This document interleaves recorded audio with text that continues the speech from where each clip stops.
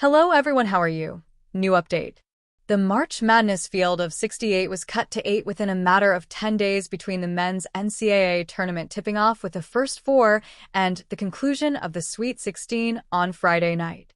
The first two of four Elite Eight games tip off Saturday, with the Texas Tech Red Raiders, the lowest-seeded team, number 3, still dancing, opening the action against the Florida Gators in San Francisco, 6:09 p.m. Eastern Time on TBS.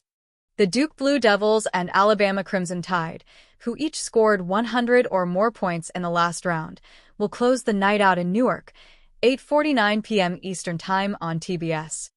Follow along as our reporters on-site and editors from coast to coast track the action in both games. Atlanta. As the number 1 overall seed in the NCAA tournament, Auburn is, not surprisingly, a minus 4.5-point favorite against Michigan State in their Elite Eight matchup Sunday, according to ESPN BET. But Auburn coach Bruce Pearl doesn't believe the odds tell the true story of the game, suggesting Michigan State and its historically successful program should be the real favorite. Most of our guys are guys that were mid-majors or junior college or Division II, Pearl said Saturday. I'm not going to let Michigan State play the underdog card even though we're a number 1 seed and they're a number 2 seed. No, they're Michigan State. They're Kansas. They're Duke. They're North Carolina, and we're Auburn. We know our place. We know what we're trying to go up against, and we know the uphill battle that it is when you play against a Hall of Fame coach and, obviously, a legendary program.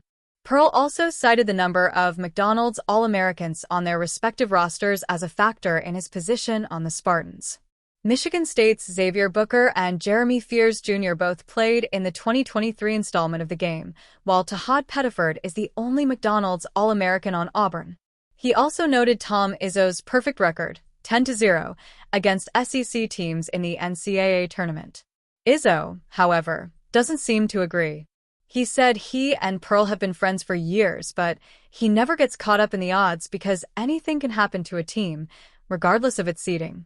I've been through so many of these. I've been a 2 seed that's been beaten by a 15 seed, Izzo said. I've been a 1 seed that hasn't gotten out of the first weekend, so I don't buy any of that stuff, but if it makes them feel better, I'll be the favorite. I'm cool with that. Whatever they want me to be, I'll be. This season, Pearl's team was ranked number 1 for nearly 3 months after a 90-day stretch that featured just 1 loss. Pearl earned SEC Coach of the Year honors. Johnny Broome was named SEC Player of the Year, and 3 other Auburn players were honored by the league. 2. For Michigan State, Jace Richardson has matured into a projected lottery pick in ESPN's latest 2025 NBA mock draft, but the Spartans did not have a player on the All-Big Ten first or second teams this season. Still, Izzo said his focus is not on any comparison between the two programs because his team matters most at this stage. The game will be won by the players, not the bettors, not the media, not even the coaches, Izzo added. The game will be won by the players who play the game.